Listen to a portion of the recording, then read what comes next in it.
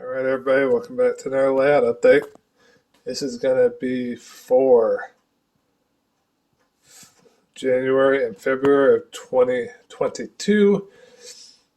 We've got a new locomotive, which I can't show you because it's at the club. We got some new plywood down and ready to cut.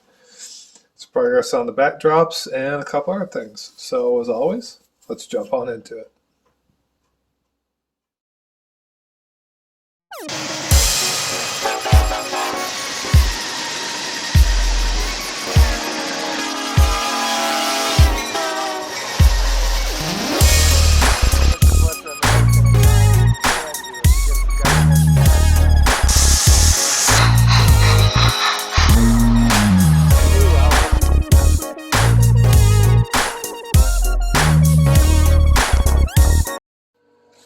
Alright y'all, figured I'd throw in a quick clip here, but just to update you all on the overall scenery we've done over about the last year at the club.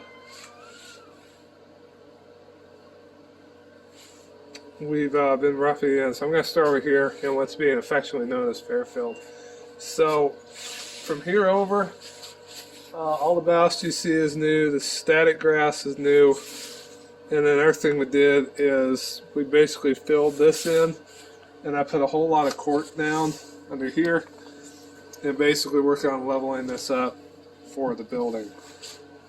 So just moving through here, one of the things I've done is I've taken some sand and just formed the base layer so that way we don't have to put as much ground foam over it. And like I said, the ballast on the main line is new, and the static grass is new. The area where you see a straight line here, this is going to be a fence and then really nice grass. So from here over, the idea is residential. We're going to come back and put some bushes and whatnot, that sort of thing in here.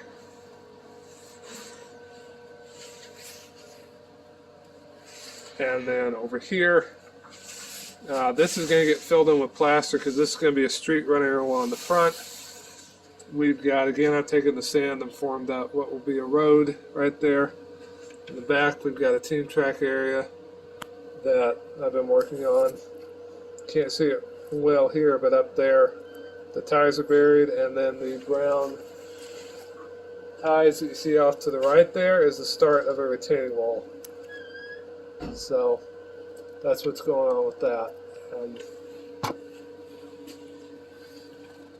Where the two halves are, because this is the brewery. So basically, eventually what I'm going to do is I'm going to stick a round tube of styrene in there, right there where you see the two lines, so it looks like a drainage pipe. And then from that point over that way, it's all going to be built up and filled in. It'll be up on the outside of the rail. It'll be up to the top of the rail like it is right on this side. And just the whole idea is to make it look like a buried spur. And then obviously these will go roughly like that, and streak coming all on there and whatnot. And then that retaining wall is going to extend this way, and I'll figure out some way to have the drainage disappear. Don't quite know yet. So we've got that corner's in development. The other thing that Will and I have done is this, all the stuff on the ridge is complete, but basically from here over is Will. So all this on the flat area is brand new. So you can see we put in gravel for the yard, we put down ground foam. I've been experimenting a little bit with static grass. He and I are both still learning somewhat, so it's a work in progress. We're learning as we go. There's areas where we need to fiddle with it a little bit more, like back there and that. We could probably do it a little, drill out some of the mounds and get that cattle pen laying flat. But I'll put in the gravel for that, and then again gravel around the parking lot, and then static grass too. Blank area there is going to be a this is supposed to be about where that hopper is, a loading area, a loadout for plastic pellets. So in here we're going to have some sort of transload facility. That's why that area is bare. and then the main line was ballasted in here. The salt and pepper on the siding, and then the ballast, salt and pepper, yeah, on the siding, and then the coarse ballast on the spur. And again, anything on the flat, we put in, including all this stuff along the front here. So we got a retaining wall. This is that view. This whole area has always been one of the more popular video clip spots, but these two angles is quickly becoming another favorite. And that view over here is becoming a good one too. So, but just going on again, all this is stuff we've done. Some of the baluster here has been touched up. The road, which also had that. The gravel road originally stopped about right there. We kind of pushed on and extended it all the way the whole length. And I forgot to mention this, but also all the ballast on both of these spurs and this siding here is brand new. I kind of put a couple colors down before we had figured out the standard, so yes, I got ahead of myself just a bit. Again, big surprise. But I got most of it filled up and then all through here to try and blend it and make it disguise the fact that I got ahead of myself. I just took a bunch of the different colors all through here and just blended them. Because I figured, well, I might as well go for making it look like it's a spur. So, oh yeah, we're supposed to use this, but oh wait, we got this laying over here. Just toss it down. That's what I think. The yard's been ballasted. I'll talk about that later. The other new scenery has been going on over here. So, the gentleman who originally did the peninsula, he got the other side done over a year and a half. He hasn't been able to come in a very long time. So aside from this little bit, which he did, all the stuff over here. So the rock molds are not new, but the painted ones are. So you can see where they were carved out. Mike Milbeekner, and they've done this. So they actually added a few there and then put the plaster around it. And then they've added all the static grass on the ridge there. And he's staying that rock mold. The other thing we did was we cut the backdrop a little bit to blend it in, hopefully. Was kind of our goal. And then the other bit of new scenery that Mike has done has been this whole ridge back in the corner here. So he built that in a couple different sections, brought it in here and put it together. And he disguised the scene pretty well. You can still kind of tell, so he changed his technique a little bit. But yeah, he's done that. So that's what's going on with that. Obviously got a bunch of power sitting in the yard, including one of my 2 Norfolk Southern power sets. And just some other miscellaneous club locomotives and stuff. We have started ballasting this. We have a whole scenery plan for over here, but it's kind of on hold. We'll get back to it. We've been focusing on the other area. So that's pretty much what's new as far as scenery over here at Redstone. But yeah. Oh, and almost forgot to mention, Mike has also done all this in here with static grass between the tracks. The ballast was already there, but he's come back and done all this. So, and I mean, I think it's looking pretty dope. So, anyways, I just wanted to throw that back in, and yeah, let's we'll get dash back over to my place and have a look at what I've done on my lab. So, I'll see you at home.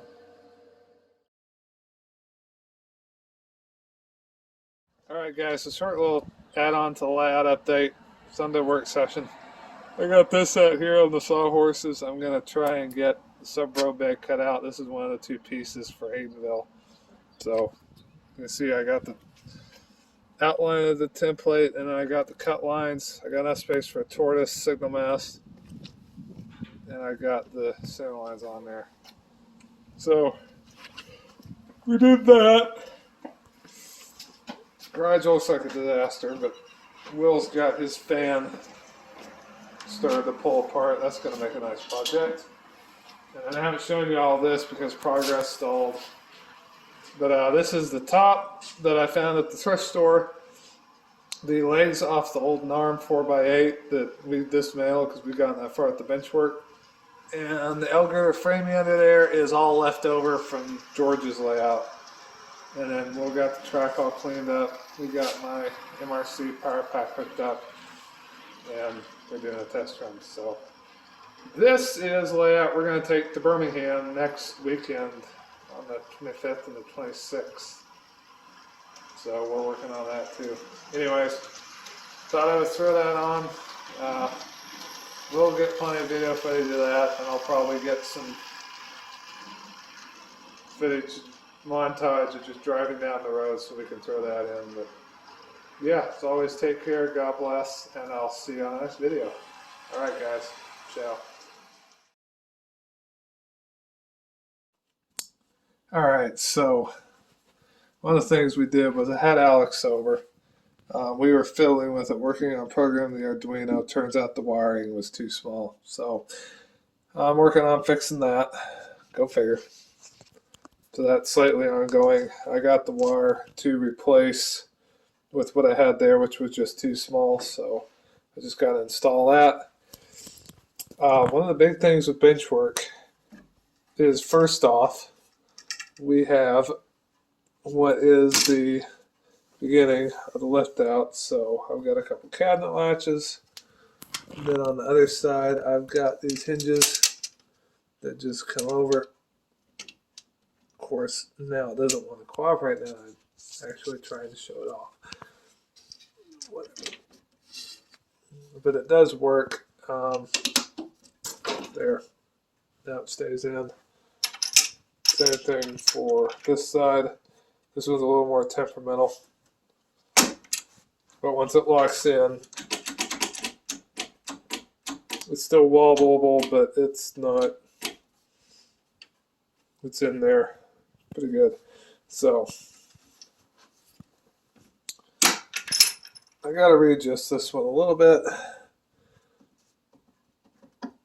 But that one comes out, and then it just drops down. I do have the piece of plywood. It's going to sit here. It's trimmed to length. I just need to get it mounted, draw the track center lines. And then if we come over here and move the litany of stuff, you just barely see sitting underneath everything. I've gone ahead and drawn some of the track center lines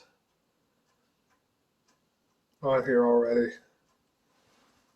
Down this sheet, I've got the plywood cut, the big piece cut clear over here. So in the end, I was going to make this modular, and then I realized to get the lift up was going to be a bigger pain than it was worth, and I didn't have enough distance if it was modules between top of the row bed there and the frame height over here to fit it to our switch machine.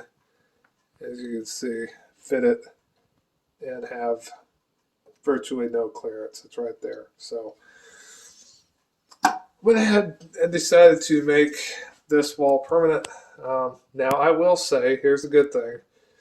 If I ever do have to take this apart again, I use screws for everything, and it's all to where I can get to everything. So all that's mounted on the screws. The backdrop is going to be mounted with screws. The risers and sub row bed will be mounted with screws. So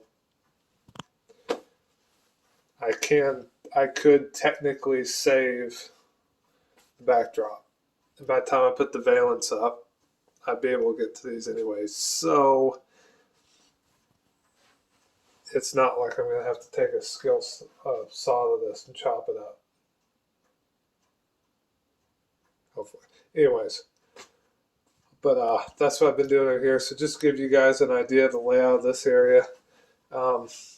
This side of the room, I'm facing a couple of design challenges because I thought I had set this layout so you're facing north, east is to your right, west is to your left. Well, I got to the point where I had all this peninsula in and I slapped my head because I did the one thing I said I was not going to do with this layout, and I have everything flipped backwards. So if I was actually going to have it geographically correct, if you're facing north, the whole thing needs to be flipped. In other words, for this to be east, this to be west, Logan Yard needs to be here, this needs to be here, the staging yard needs to be on this wall, and Haydenville needs to be on that wall. So I kind of puzzled to myself, geez, Jacob, you idiot, you really messed this up. How can I fix this to keep geographical direction if at all possible? So the obvious solution, since I got it backwards, was this is going to make it a little awkward to operate it, but in this layout you are looking south. So therefore, and see, even saying this, I have to stop and think a minute because it confuses even me. So you're looking south, so therefore to your right is to your west, to your left is to your east. Therefore, coming here in Logan, going that way, you're going towards Columbus. So far locomotive changes, 210-2s basically out of staging in here, swap it, and most power over most of the layout be 2662s. So it's not the ideal, but everything does match up geographically because going east towards Athens and ultimately Charleston, West Virginia, there were a few gravel pits. Well, there were gravel deposits. I don't know if there were pits. There are spurs on the track chart, so I'm assuming that there was. I'm going to make that a pulpwood instead because I think I'm good for the gravel. And coming into here, I had a really big challenge because in all due actuality, the prototype Monday Creek branch was what actually stayed in business the longest and went up to New Straitsville. Went through Haydenville where there was Haydenville Manufacturing and Fireproofing Haydenville Fireproofing MFG, and they fireproofed brick and block. And there was a brick company in New Straitsville. So they went through Haydenville, and the line actually diverged at Nelsonville, which is home to the current Hocking Valley Scenic Railway. So this whole wall, I was kind of faced with how the heck am I going to do this? So I mulled over some stuff. I'm considered merging them into one fictitious town.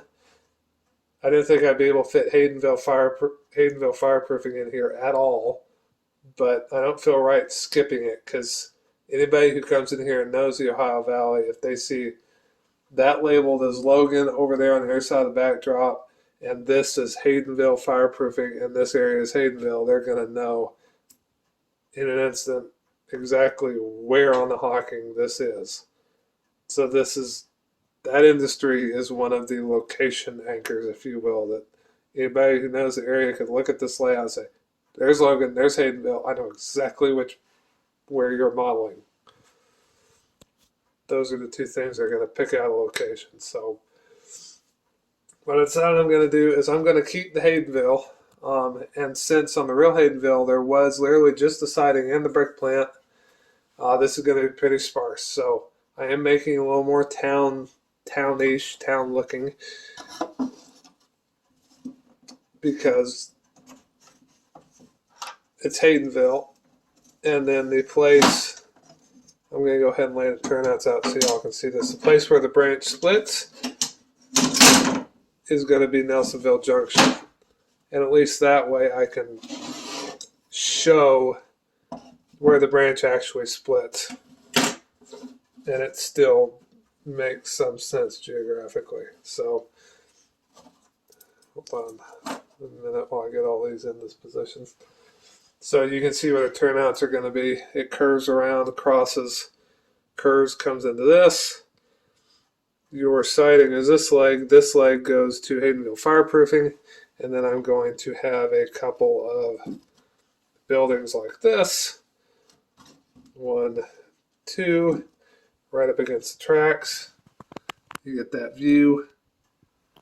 Main Street right here, depot platform, enough length for the Torah switch machine, and then possibly do some sort of neat little creek crossing in here, or I'm either going to put the creek in here or put sub-row bed in here, and I'm thinking more likely put the creek down in here.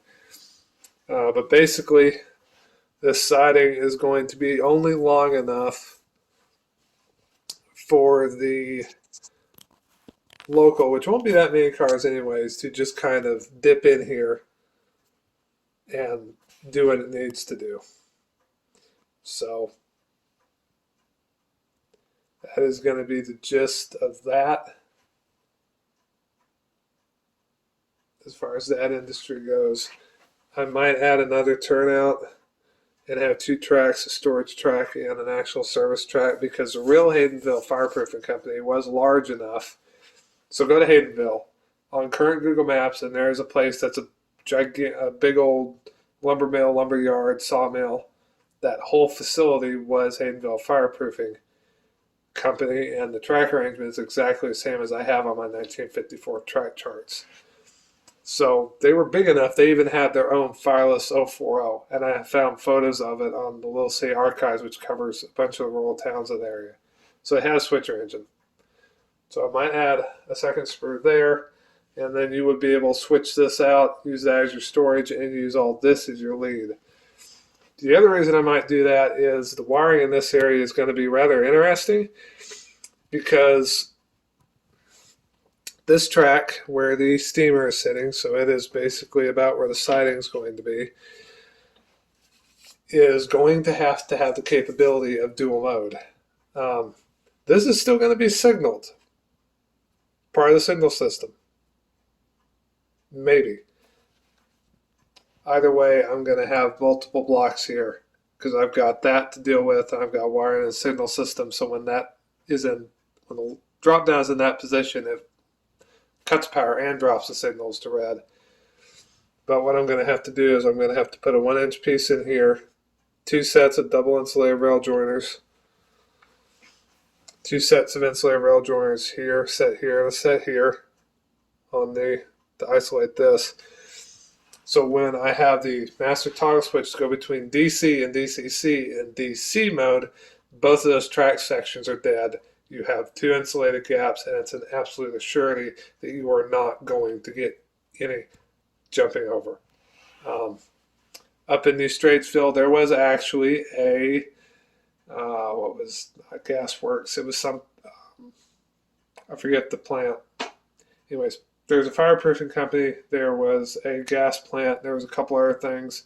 I think I'm going to go with the gas plant with the brickworks, because then I can say, hey, I'm going to pretend there's a special movement that maybe they have a partnership with Haydenville Fireproofing to test fireproofing, use their brick to test fireproofing method on. So there's a special excuse when somebody wants to bring a DC engine over, which is not going to be for formal operating sessions. Formal operating sessions, we're going to do digital because it's just going to be easier.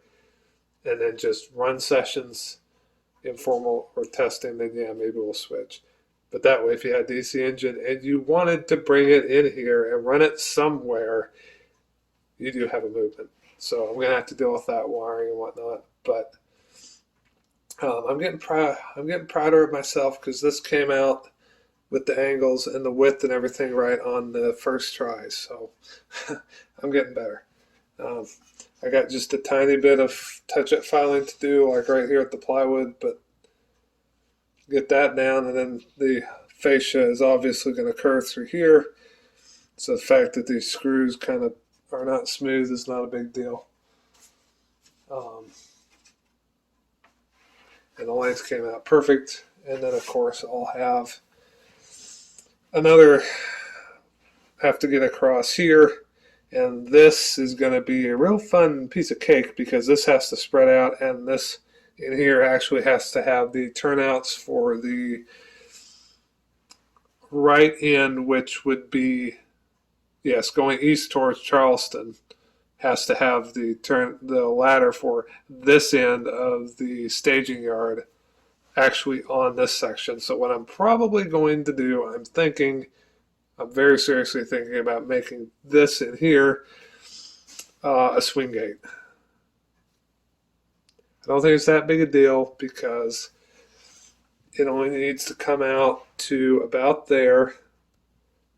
I can walk where that tub is, and I'm not going to be in there working on stuff during an operating session. That's very, very highly unlikely.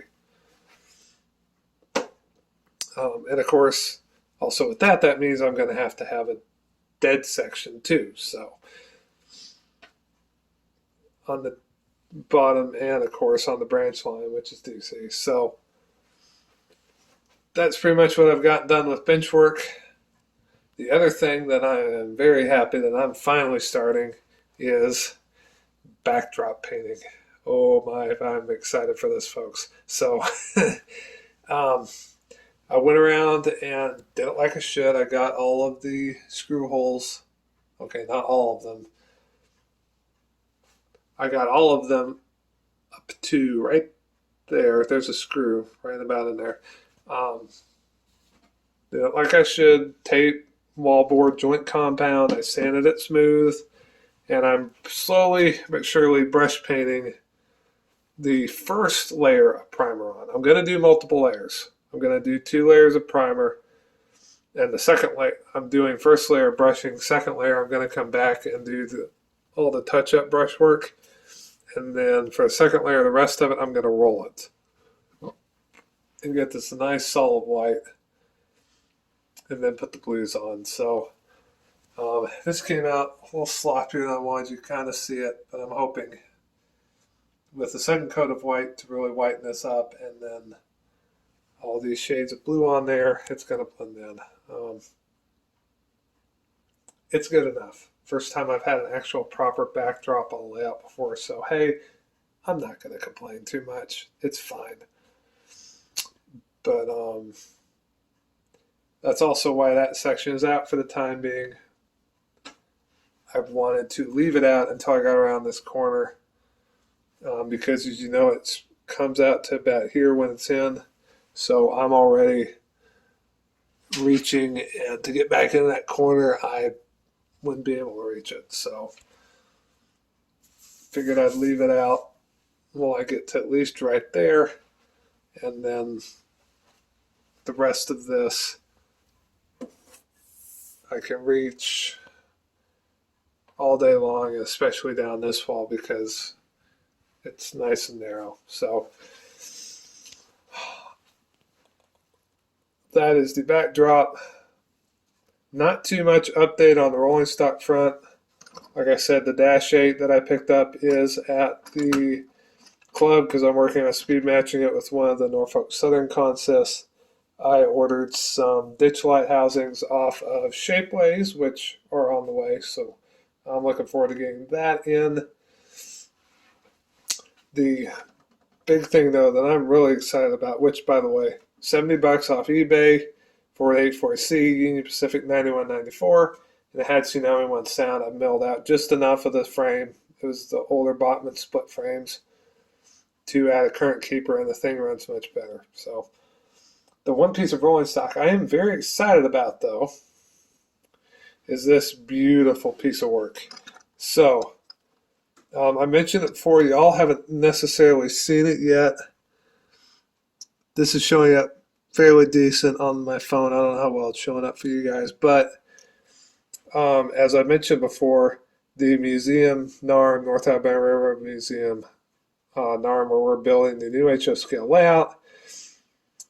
I've mentioned before, people have donated stuff over the years, and for the first time ever, Will and I have been going through the slow process of cataloging and giving a hard look at everything and figuring out, okay, what do we need to get rid of?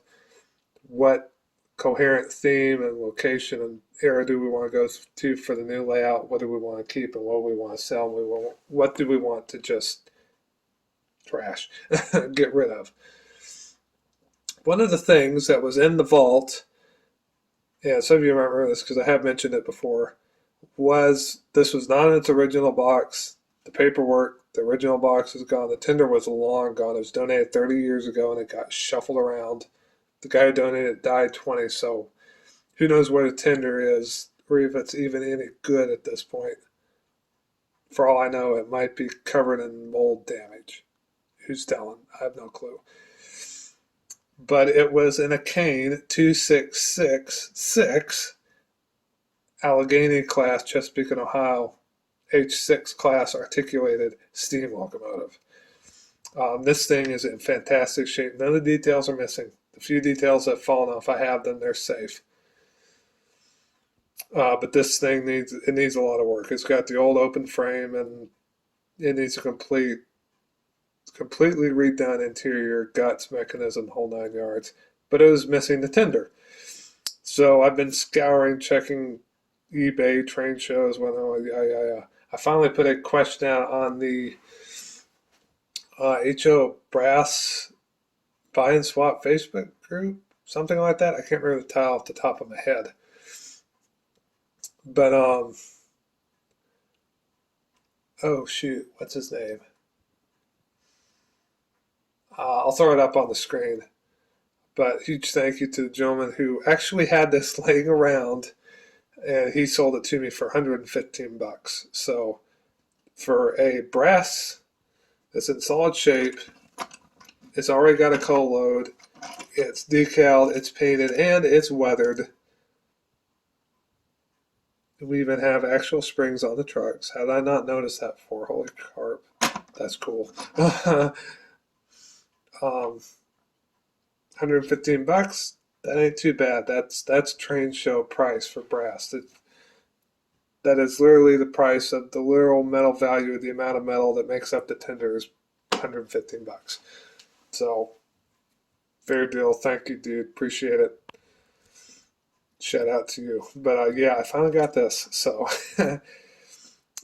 came nice and safe. He's packaged it well. There's just a tiny bit of brass showing, but that's not his fault. That's probably where it just got rubbed off in transit. So I'm fine with that. It's not the end of the world. So for the time being, this is just going to sit around here for now. The brass, the Allegheny is on the list to get worked on, but it's a fair ways down the list. It needs all that new motor, new drivetrain, plus painting, weathering, decaling, and sound put in it. So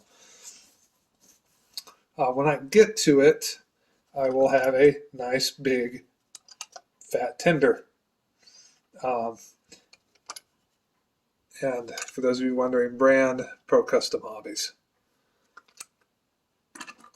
And from what I can tell, the bottom is actually warped a hair, but you can see it does pop off, which is excellent. So nice big fat tender, plenty of room in here for a Tsunami 2200 steam, current keeper, and a couple of speakers. So really excited to have this. I love it. I love it. I love it. I love it. I love it. So a couple of the other purchases. The template, sorry if I'm making you all dizzy. The printed out template for the Pico Code 75 double slip I have laying right there. I got in today, or it might be I have to look it up, but I ordered it, and the 5 sticks of Pico Code 70 Flex Track from, oh good grief, Midwest Mall Railroad Supply. I got the name out finally. Those of you who watch my channel and Derek Glass's channel have heard him recommend them over the moon.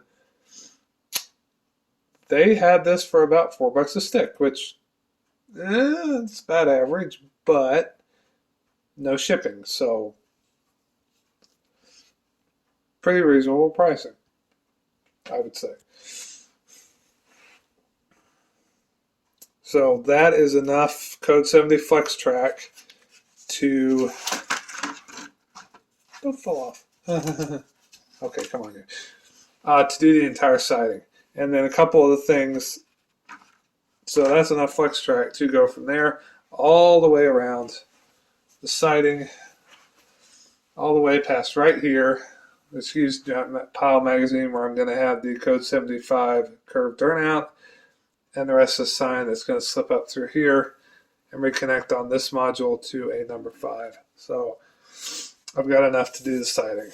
I'm going to need a lot more of this eventually because the engine terminal tracks, the main running track on the branch line, all that's going to be code 70. But for now, one little bit at a time. I still need to get the code 70 gap masters. I did also order code 70 rail joiners from Midwest Mall Railroad Supply, so those are coming. But once I get the gap masters, I can lay all that. A couple other new things. This is not too terribly super new, but you haven't seen it before. When Dad and I were over at Aunt Jones for Thanksgiving last year, we finally got around to stopping in Blue Ox Trains. Absolutely mind-blowingly good hobby store. I really need to post a video on that. Incredible selection of all this hard-to-find stuff that you just don't see anymore. So a huge shout out to them. Go check them out. But one of the things I picked up was they had trays and trays and trays and trays of all of the old Shinohara stuff that's been discontinued, and code 70 Shinohara, code 83 Shinohara, even a whole bunch of the code 100 Shinohara, double slips, curved turnouts, everything. Great selection. But one of the things he had, in addition to code A and 55 and N, and all three A3, 70, and 55 and HO, flex track wise, he had a whole tray of the code 100 83 and the 83 to code 70 transition pieces from Walthers. That, of course, that Shinohara pieces that, of course, they stopped production on when they bought the Shinohara line after the owner aged out of it and when they were redoing the tooling. They do plan on reintroducing these, I will say that now. They eventually plan on reintroducing everything Shinohara ever did, including dual gauge turnouts and all the transition track, all the three-way, all the single, double slips, curved turnouts, everything. But it's going to take them a couple years. But they had 4 or 5 of these in a tray, so I finally picked one up for here, which is perfect because it goes right about there. Transitions down to code 70 for the siding. And of course, I'll sand that down, and the siding will be on a lower height. So, but I have enough to do that now. So, and the wiring, the connections off of the supporting framework underneath the modules, the bus is already run. I just have to go through the process of running the feeders and the bus on each module. But for now, that's on the back burner. Well, it's not on the back burner, but right now I'm focusing on it and the backdrop. And in a couple weeks, we've got, announcement, we've got the show in Birmingham coming up, so I'm getting ready for that. And then I've got some other things I've got to take care of. So it'll probably be a couple months before I get the gap masters. But it will be done this year. That's one of the 2 big goals for this year, is get all the track over here, get the yard in, and get the backdrop painted. So only other thing I'll mention is a couple of the older Walthers code A3. These are non-DCC friendly turnouts. Oh my gosh, non-DCC friendly. Yeah. Those of you who have watched it long enough will know. Those of you who haven't watched it long enough, for those of you who don't know, the term is overkill. I've got to where I actually kind of hate hearing that term, because DCC, non-DCC friendly just means a turnout that shorts because it's a power routing. Well, guess what? Picos are wired the same way, but we put insulated rail joiners on the 2 rails coming out of the frog on these 2. Folks, all the old Walthers Shinohara turnouts everyone gripes about not being compatible with DCC, all you have to do is the exact same thing and hook the whole length of the turnout because it's all already one piece. The points, stock rails, frog rails going out. Hook it all up to that frog wire, to one of the contacts on a tortoise or a hex frog juicer, or the ground throws with contacts, and you'll be fine. So these are number 8s. They are not for here, however, they're for up at Nolan's, but I bought them off of Mike, so they're temporarily new, and I figured I'd show y'all. But that's about it. I will throw up a couple photos of the latest boxcar I've been weathering, and also on that front, I'm going to attempt to weather the 840C. First time I've done a locomotive. Oh yes, that's the other thing I mentioned. Almost forgot. So the other thing I got in from Edge LED Corporation, Edge LED, EGE LED Corporation. Okay, 2 things I forgot. I got the red and green 0402 3.3 volt surface mount LEDs and resistors to go to finish off the lighting in GP7 and the lighting in the Cotto Stewart F7A Phase 2 undecorated units I've got running over at Will's house because they're waiting on a conversion. So hopefully at some point here soon, after Birmingham passes and everything kind of dies down, I'm going to go around to finally installing those. And I'll line that goes into this unit, and I can mark it as done, have Al put the decals on it, and it's will be finished. Be another locomotive in Hocking Valley paint and decals. The one other thing I will mention is, well, I'll just show you all this because you probably haven't seen it. That is the other brass locomotive I have that I got at Birmingham one of the previous couple of years we were there. It's been completely remoted, rewired, and it's weighing on a chip, which is why I haven't been running it, because it's analog. But the final thing I've done is I ordered some of the longer USB cables off of Amazon, and I've got them run clear around, and I've got my Sprague 3 for the coder programming and my R circuit kit's loco buffer to interface with the layout, and eventually with the signaling system, to program the signaling system. Permanently mounted, and I haven't screwed in yet, but I've got it attached to the programming track. Eventually I'll take this and I'll get a proper fascia put on it. And I've got my toggle switch there, go between DCC and DC. And of course the old, this box frame is for the valence support over there on the other wall of the room, so ignore that for now. But DC output is hooked up to my old MRC Tech 2 power pack. I love this thing. As much as I love DCC, if you're going to go DC, get the Tech 2s. There's nothing like them. They just last. But it is pretty much permanently mounted in its final position. Right now it's just hooked up to the programming track. Eventually, of course, I'll have a toggle. I'll have another toggle somewhere in there. And that will flip it between programming track and branch line. So that throttle will also control the branch line. If I find that there's enough times where I'm wanting to run something in DC mode on the test track and the branch at the same time, I'll probably get either another power pack or one of those MRC Techmaster 20s with one of the latest versions of DC throttles with pulse width modulation and momentum and all that, and use it to power the branch line and that for there. But I'll see when I get there. Right now my plan is to put like I said, a toggle switch in so I can flip the power pack DC output between the mining branch that's going to go up here.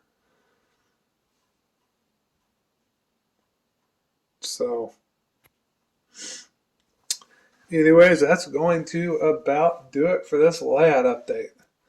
So progress is slow but steady. And yeah, we got Birmingham coming up, so I'm looking forward to that. This is the first time since we were in Missouri, so first time about 3-4 years, I have had a club layout that I'm a part of that actually sets up at train shows to run on. Well, okay, any sort of public display. The last one was a club in Kansas City. Their layout was in a mall, so it was like a train show, but not really. This is the first one that actually sets up modules at a train show.